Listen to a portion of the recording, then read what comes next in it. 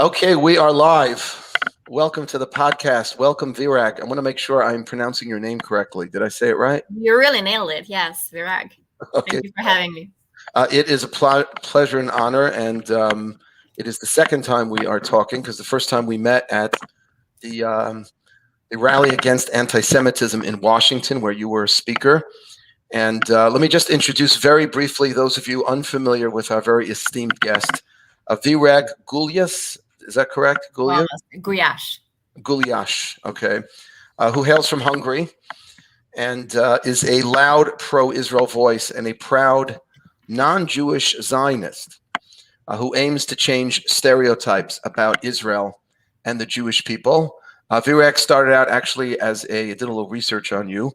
You were a professional ballet dancer, which is very cool. You went on to study international affairs and then served as a diplomat to the EU. And Virag is now a communications consultant and a journalist who just earned her second master's degree in Jewish studies. That is very impressive. I don't know how many Jews have a master's degree in Jewish studies. That's pretty amazing. Virag is well known for her raw, honest blog, which is called The Almost Jewish, and you should definitely read her blog. And she's been working on several high-profile PR campaigns to combat some of the false narratives on Israel. And she's also currently the New York City coordinator for the grassroots movement called End Jew Hatred.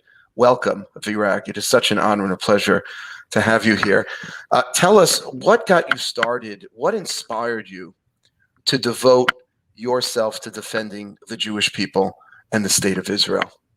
So thank you for the great introduction. I feel really honored to speak with you. And I think I mentioned to you that I read your book. I know about you. I know what MGA is doing. And so it was really a great honor when your colleague reached out to have a talk with you.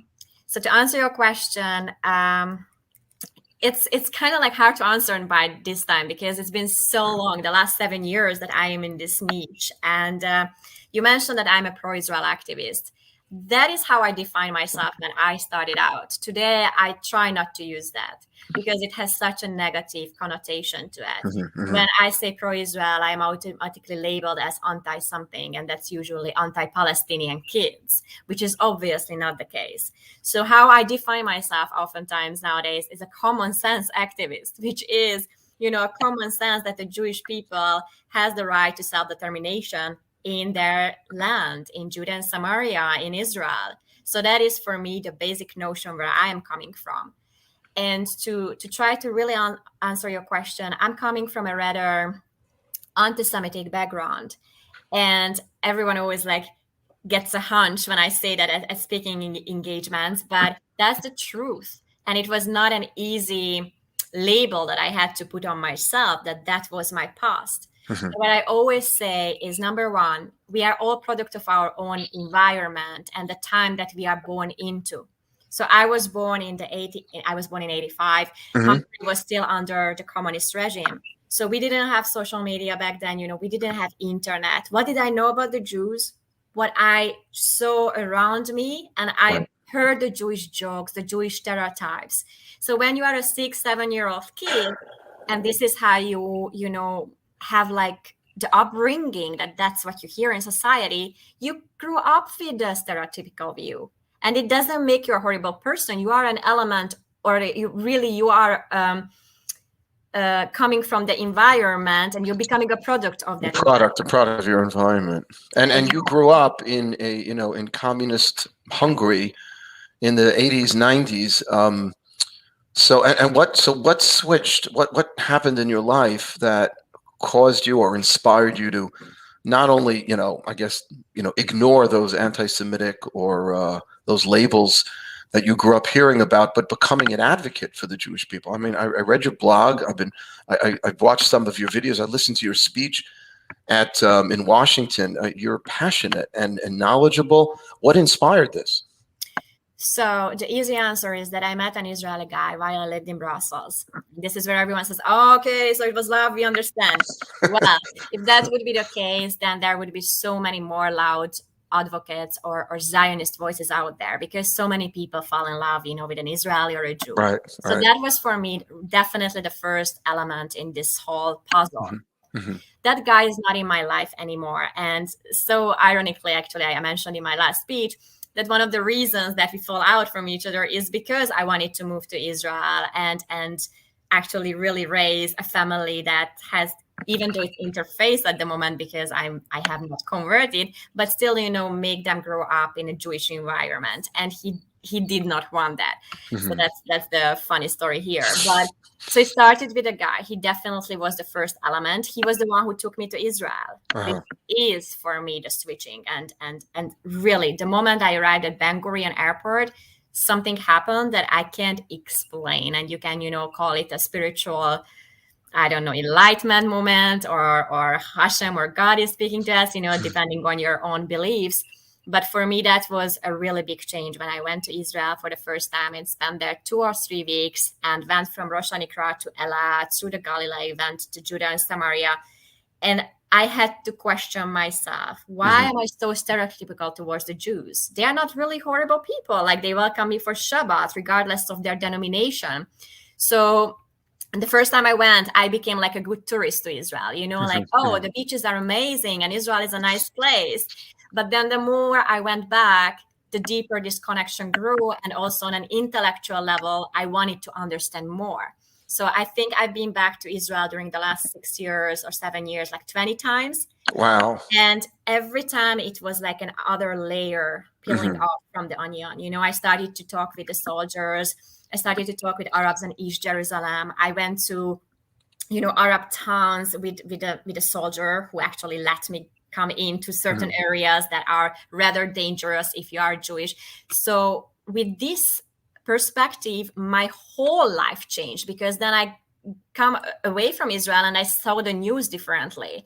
I started to see what the UN and the EU is doing vis-a-vis Israel. So for me, this whole double standards, again, the Jewish state started to, get more highlighted. And so the rest is history, but really that was the starting point. And by today, it's not something, and people ask me why I do, honestly, I can't even answer, because it's just something so deep that it became more than just a passion. It is how I live. Wow. That was a great, I'm sorry, I pulled out of there for a second, but I heard most of what you said. It's amazing. I bring groups to Israel every single summer, and people always ask me, how do you not get bored? I literally been doing it for over 20 years. And I just love the way you described how each time you came to Israel, you peeled off another layer. And maybe in the first time it was seeing Israel's high tech and Israel's the beautiful beaches on Tel Aviv, but that there's so much more depth spiritually and politically. It just kind of begs the question. I know AIPAC does this.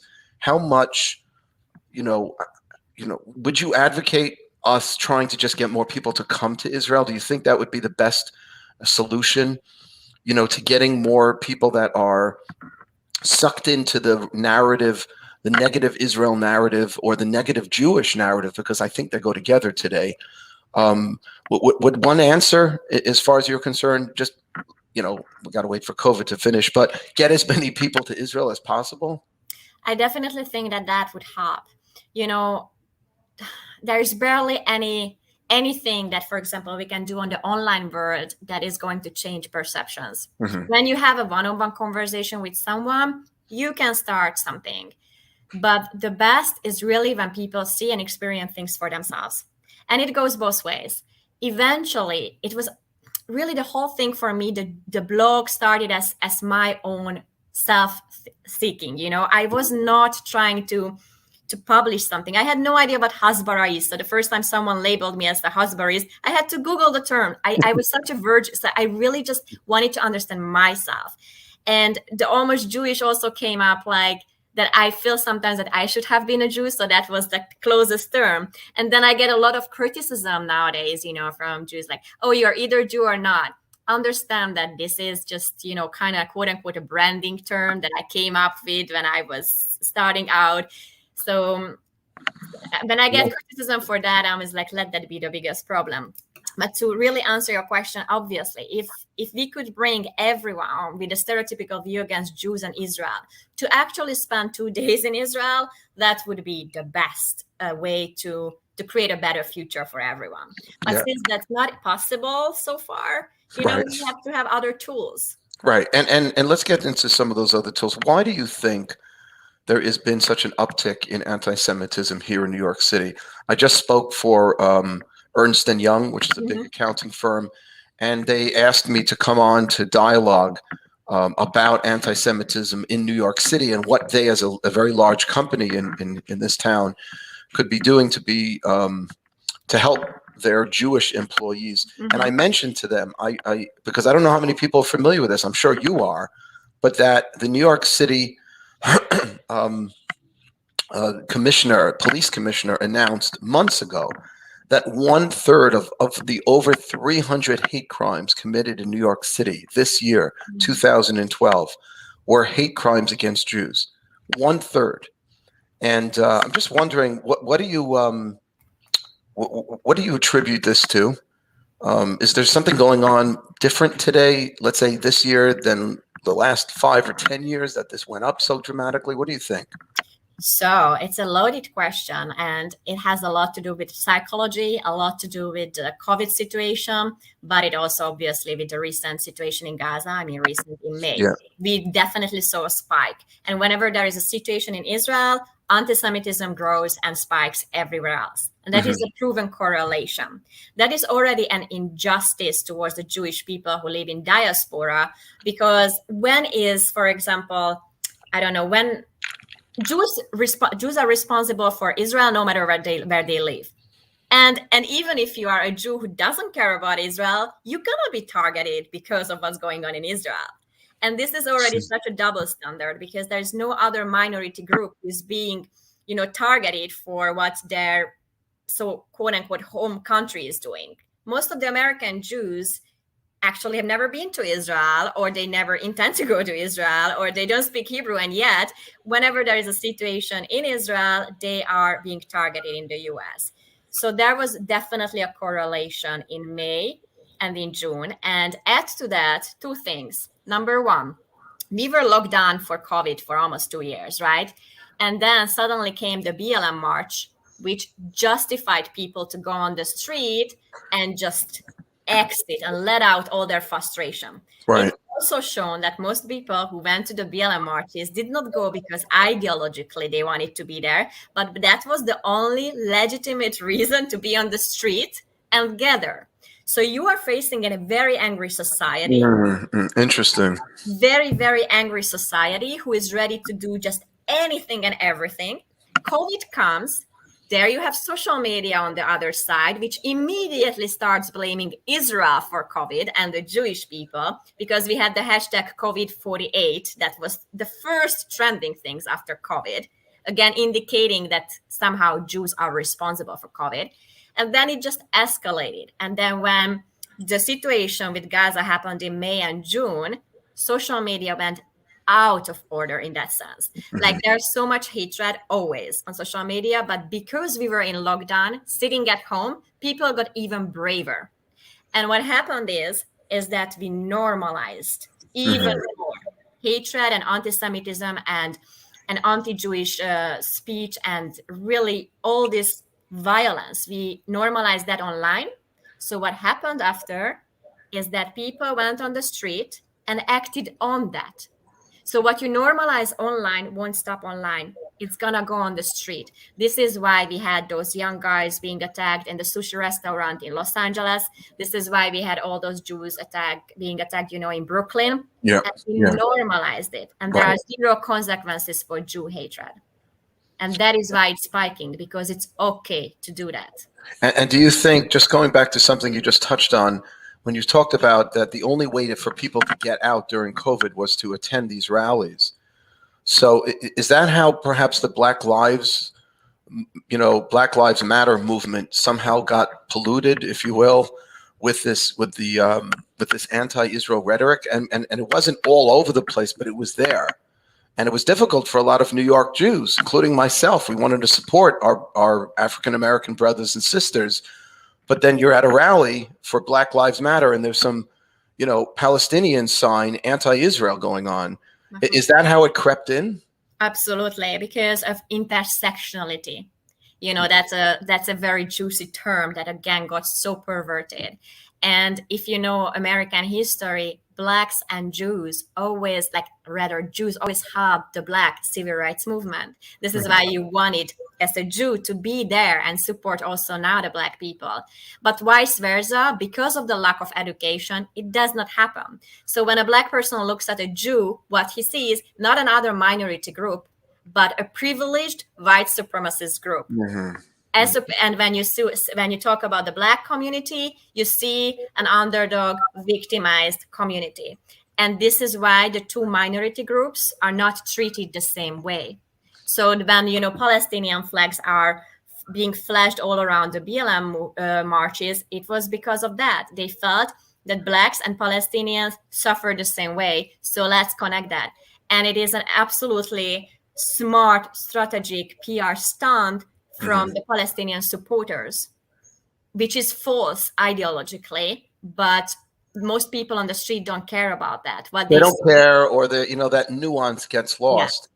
But what's interesting also, now it helps explain something else, because when I was at Ernst & Young and I shared that 33% of all hate crimes in New York City were against Jews, the people in the room with me, it was an online, we had over 500 people that came online. There's only about half a dozen people in the room with me, and their jaws dropped. And I said, nobody knows this, because for some reason, when there was violence against African Americans and there was violence against Asian Americans, there was a big public outcry. But for some reason, some of our politicians, and I'm not going to get specific, and some of our big celebrities, I'm also not going to get specific, were super quiet about anti-Semitism and were very vocal when it came to Asian American, violence against Asian, as they should have been vocal, and violence against Black Americans. Is that why you think? Is that just the Jew has now become part of the white privileged society, therefore you can't feel bad for them, even if they're being beaten up for their ethnicity? Again, there is at least 3 points to answer here. One, yes. And Barry Weiss is considered more on the left of the spectrum, right? But if you read her book, I can totally understand what she's saying. And she mentioned this, how Jews are always the rich one, always here. So they are a minority group up on the pedestal, hence the stereotypes. Whereas every other groups, the Asians, the LGBTQ, the blacks, they are always here. So this is why you guys as Jews, as a collective group, are easily hated. Even though there are so many Holocaust survivors in New York are living under the poverty line. Right. Some of them are really not really living under conditions that nobody should, but nobody thinks about that. So and just to jump in, thankfully there are many Asian Americans who are doing very, very well. I think broadly, there are many African Americans doing well also, but I guess statistically, it's a little more obvious with the Jew, but it's pretty obvious with the Asian Americans too. I was trying to understand that. I'm trying to wrap my head around all this. There is really a lot of the prejudice and the stereotypes. And, as someone who is an immigrant to this country, I have one thing to say. The only privilege anybody ever has is to be born to be an American. Because if you are born American, you have so many opportunities, regardless of your race and color and things. I lived in Harlem purposefully. I lived in Harlem for 2 years. I wanted to be there to understand what is this black-white culture that you guys in America have going on, because from where I'm from, we don't really have, an African-American population. So I spent hours with the guys from the housing projects, wanting to understand what's going on.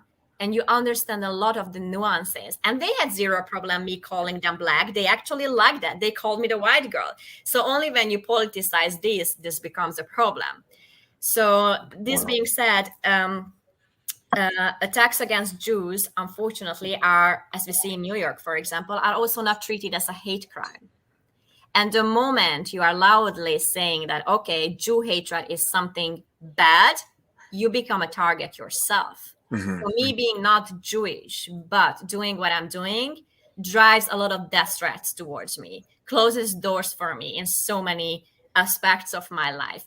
Dating is so challenging that I cannot even, describe, because it's a sensitive thing. It's almost like the first thing I need to mention. I'm actually a Zionist. And it becomes a curse word. And there are guys. You bring that up on the first date? Of course, for me, it's a filter. I mean, I can't. How could I date with someone who is marching with BDS and asking for, the destruction of Israel? That just doesn't work. So yeah, unfortunately, we are so polarized, and it should not be. And there is a lot of misunderstanding of vis-a-vis Israel, the term Zionism, and this whole so for me, Zionism, and I understand where it comes from, and most of you always starts 3,000 years ago, but you lose a generation there, because most of us don't even know what happened 2 years ago historically, let alone 3,000 years ago.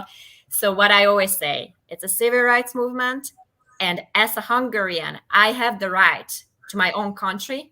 Then the Jewish people have the right to their own country. Sure. And let me thank you. You answered that so beautifully. I have a question now.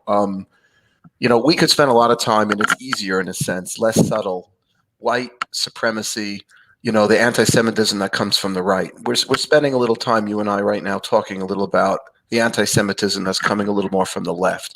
So I get somebody who's yelling, end the Jewish state, throw the Jews into the sea. I get that's clear and overt, and we're not going to have an issue.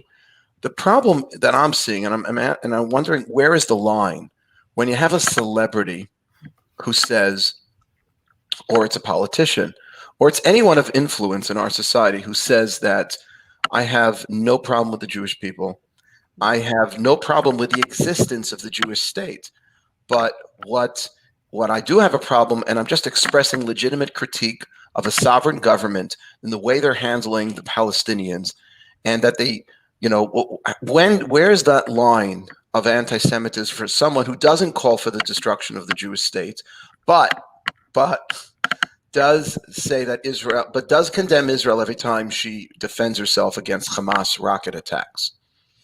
So the moment an influencer calls out Israel, and only Israel, and only Israel, and only Israel, you've got an anti-Semitic problem there. Mm-hmm. Because you can be an influencer and use your platform for awareness, but then talk about Iran, talk about Iraq, talk about Syria, talk about the persecuted Christian kids that are being massacred today, and nobody talks about that.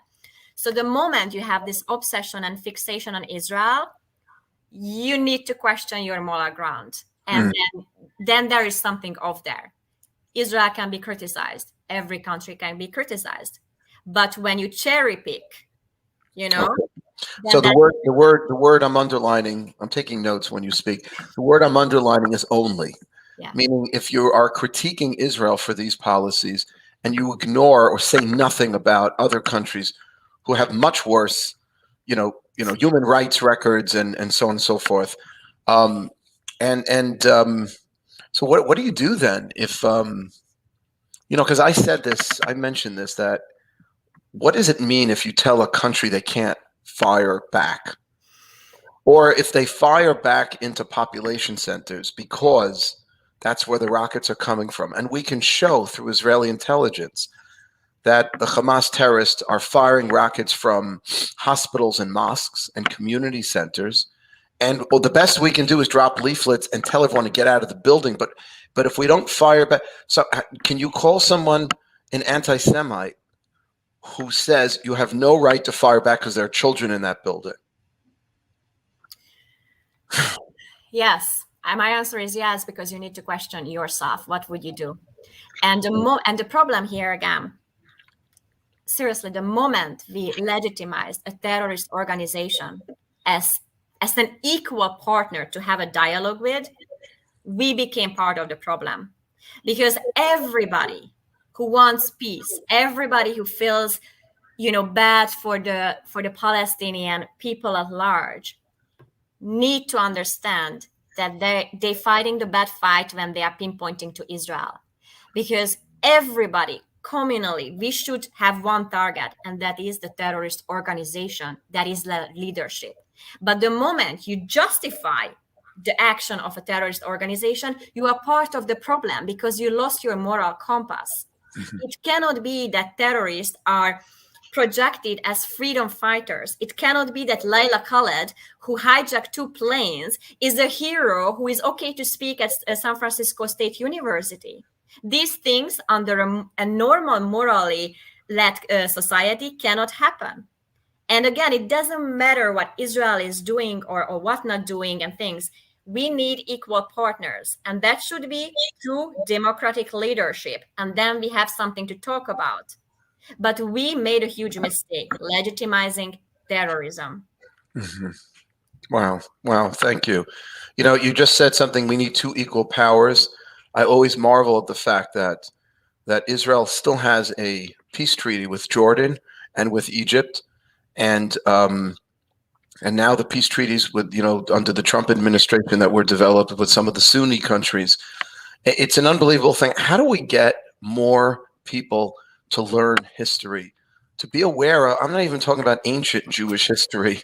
I'm just talking about that in the 1990s, that there were these generous offers on the table, and they weren't perfect, but they were real offers for Palestinian statehood that were rejected outright.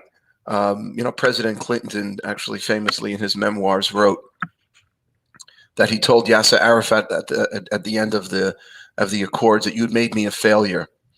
How do we get more young people today to be aware of the gestures that Israel has made and continues to make, the overtures for peace, the sacrifices that Israel and that most Israelis want the Palestinians to have their own state. They don't want to continue to occupy another people. How do we get that information out there? Because it's obviously getting lost in the sauce.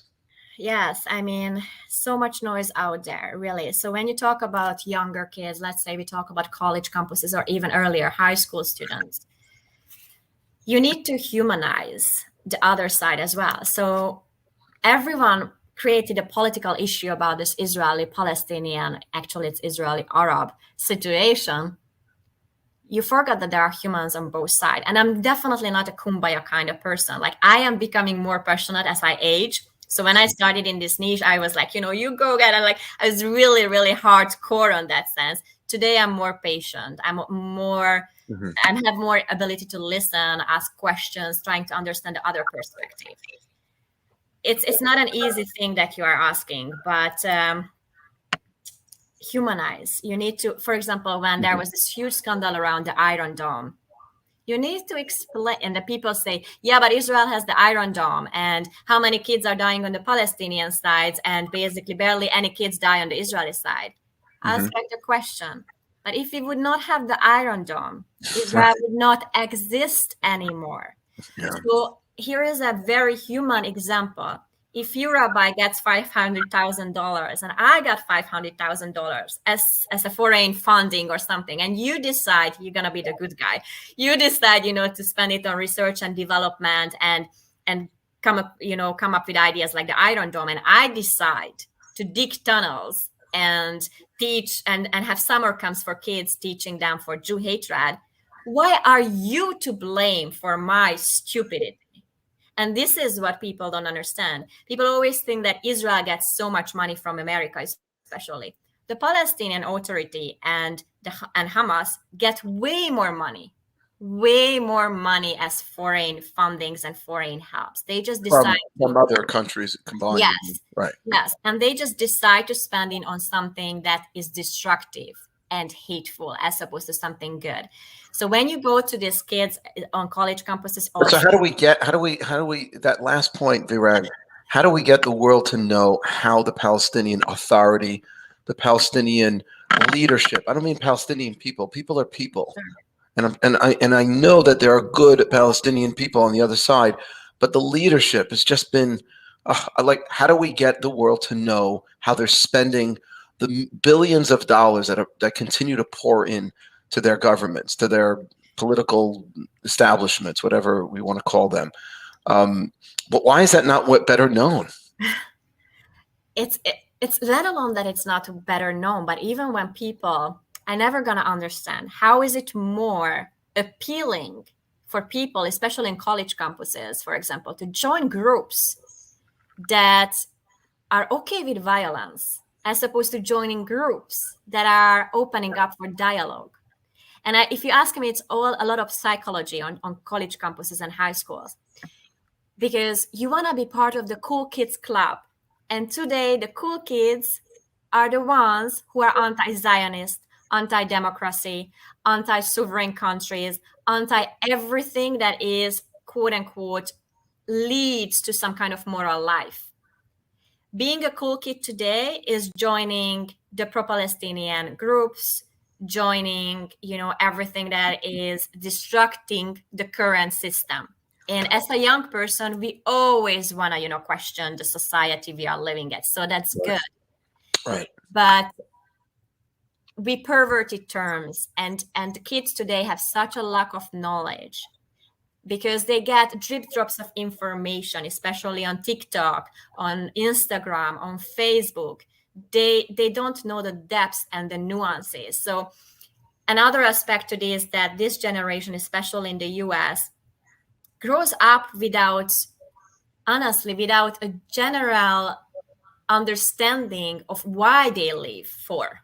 What I mean by is that I was still born into a communist regime, and even though I was young but the Russians already left, I still grew up under a society that was very oppressive in a way. So I had a goal in life. First and foremost, be able to travel, be able to speak English, which was not given to my parents.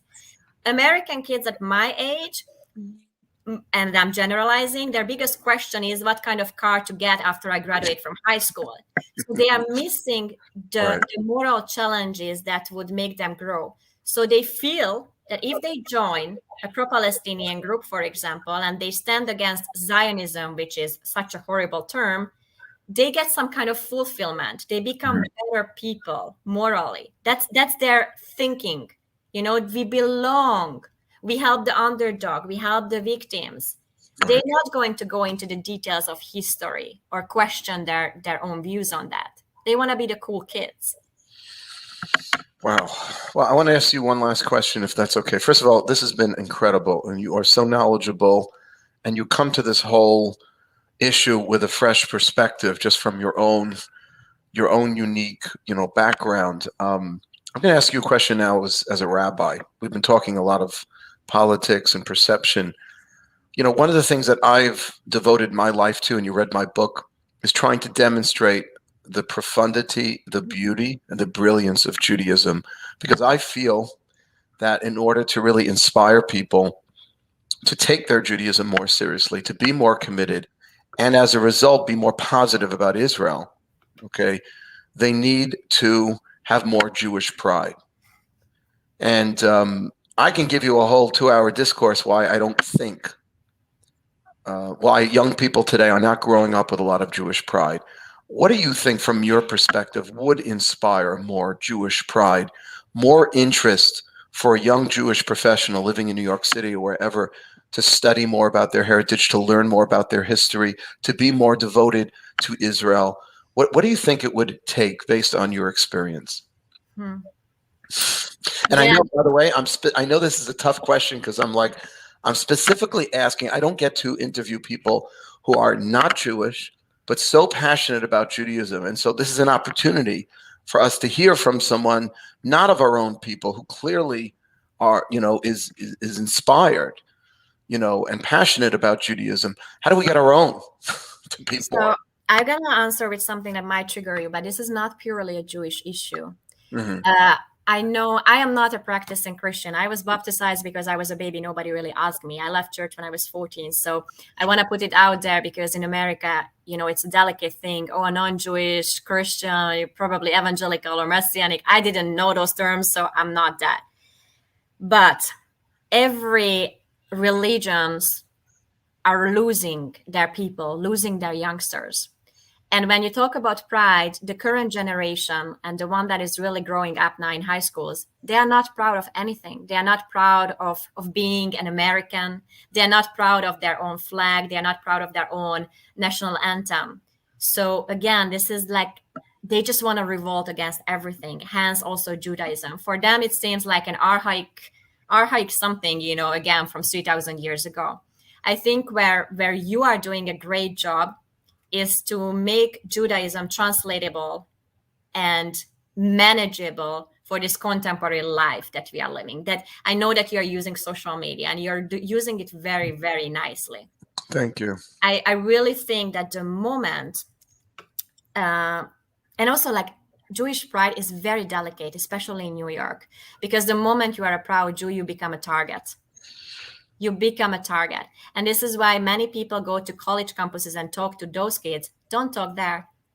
Talk in the high school, because if those kids in the high school has already a very strong Jewish identity, then they're not going to be broken down in college, and they're In not college, gonna, yes. so it Although, come from there. although a lot of Jewish day school graduates who go to secular colleges are intimidated. They're not so well trained how to take on a pro-Palestinian activist. But I want to go back to something that you said earlier, and that is that you're saying that this is not a Jewish issue per se. It's something that the church is dealing with. This is that a lot of religious groups, because young people today are not getting excited about the things that about patriotism, about their faith. These are kind of things look like they're passé. And you said something earlier before, which was that they do want to feel fulfilled. I know this from my own students. I absolutely adore, and you're always welcome to come, Virag, to MJE. I know whenever you're in New York City, you know you have an open welcoming to come. But I love my students. They're in their 20s and 30s. They're Jewish, but not terribly, affiliated or committed observance-wise. Some were raised in the Orthodox world, most were not. But everyone's looking for meaning. Everyone's looking for purpose. Now, you just said a few minutes ago, people are finding meaning and purpose by embracing the underdog, right? And not by embracing the love of their country, the love of their religion. And I think that's a really important thing for us to hear, that it's not like something going wrong within the Jewish people per se. It's a millennial, I guess, issue. Yeah, and the Generation Z and all that comes after, it's even harder. Everyone wants to be a global citizen, and you see these videos today that nobody needs a house, nobody needs a flat, nobody needs a job, you just need to travel and be a free-spirited hippie in that sense, which is beautiful, but eventually it backfires on us, because everybody needs a grounding. Everybody needs to believe in something. If you ask me, I don't even believe that people can be atheist. I don't believe that concept exists, because you might not believe in God, but you believe then in yourself. And your self-belief is basically believing in God. So when people say, oh, I'm an atheist, you really cannot be an atheist, because you always believe in something. You just name it differently, I've been saying that for years. Really? Okay, then I didn't hear from you. I've been saying that for years, that, if what is it about you that you believe in? Yeah. If it's just a physical part of you, the way you look, the way you sound, how much money you make, and it's not something deeper. And what is it that is, deeper? What is it that's beyond the physical? All right. And that's all inspired by God. That's where religion comes in. So I don't think you can escape it. And I think if you keep pushing people, intellectually even, where are you going with this? How are you going to find meaning and purpose? It does come down to seeing ourselves as not just bodies, but also souls. Right. And, maybe actually this might be an answer how we can motivate more young people to come to Judaism, for example. Whenever I have a hard time nowadays, I look up a rabbi. And I find so much meaning, and it usually calms me down. And I sometimes I really wish I would have grown up in like a Jewish environment. I feel like I would have found my contentment earlier than now. But that's my own personal journey. But when people are today so much into this manifestation, law of attraction, law of this, actually, this is also what Judaism is about. The whole spirituality, that you say thank you before you feel it. You say thank you before it comes to you. This is the whole thing. You believe in God before it appears in front of you. Yeah. So, if you translate these things into a contemporary, very trendy, very viral language, eventually people think that they are against Judaism or against religion. They are doing the same. They just, switch the words. So, by the way, I'll just tell you a beautiful thing that you just touched on. Rabbi Jonathan Sachs, of blessed memory, said that, the first prayer that we say when we arise in the morning, we say the Moda Ani prayer. So he asked the question, if you look at the Hebrew, it really should say, Ani Modeh, I thank you. but it's backwards. You're talking about changing the words.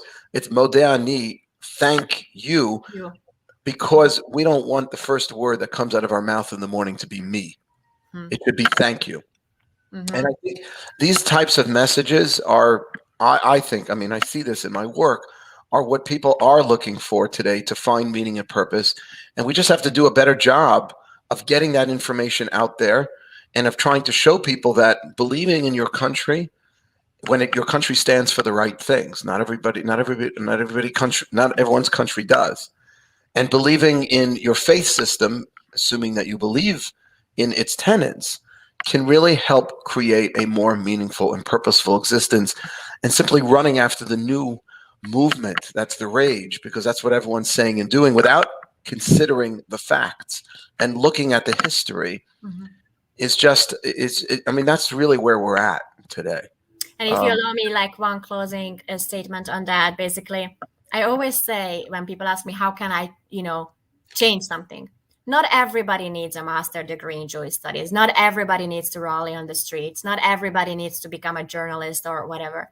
But we all have a role to take part in bettering the future. So maybe invite your neighbor for a Shabbat dinner. And you're going to be surprised that one Shabbat dinner, when you explain to them what it is and how it is done, you're going to change that one neighbor of yours. And that's enough, because that's going to be a ripple effect. Yeah. I really, really believe, and where we started off, that I am coming from a rather anti-Semitic upbringing, that was pure ignorance. That was not hatred. That was ignorance. So you have at least two big categories of anti-Semitic remarks. One comes from ignorance. The other one is a conscious hate. Don't deal with the conscious hate. That's like an advanced level. But if you want to do something in your neighborhood, then if someone gives you an anti-Semitic remark, educate that person. Don't assume that person actually wanted to say something bad. Probably doesn't know any better. Ask, or do you know that actually that was hurtful to me, what you said? And this is what the LGBTQ community did perfectly, and the Black community. They educated you. So today saying something so they educated you on everything, that hurts me because of this. You cannot say this because of that. Yes, it goes into wokeism and goes out of control at one point, but the intention was good. Yeah. And this is what I think the Jewish community should do. Embrace a little bit more and don't assume the bad immediately. Don't cancel out people immediately. Give them at least 3 chances. If all the 3 chances, they come across anti-Semitic, we got some problems. But the first 2 occasions, give them the benefit of doubt. We are humans. Beautiful. What a great message. Thank you so much, Virag. I really appreciate your time and your intelligence. Virag's blog is called The Almost Jewish. She's all over social media, and you should just Google her, check her out, and just continue, to listen. And I invite you anytime to MGE. It would be an honor and pleasure. We should really hire you as one of our educators. You're so inspired and inspiring to listen to you. And I thank you. I mean, I don't represent the Jewish people, obviously, but on behalf of MJE, we thank you for your love and for your passion, standing up for Israel and for the Jewish people, and doing it in a way that really is inclusive and can bring other people in and give other people, as you say, a chance. I really appreciate all your amazing questions, and you keep me awake after 3 hours of sleep. So I need to put it as a disclaimer. I am so wrecked. I had to remind myself today that today is Monday. I've been after conferences and still at a conference now, actually at a lunch break. So I hope I could actually, convey the message that I wanted. You did beautifully. Thank you. Thank you. I really appreciate it. Get some sleep. Thank you so much, Rabbi. Thank you. Take care. Thank you. Bye.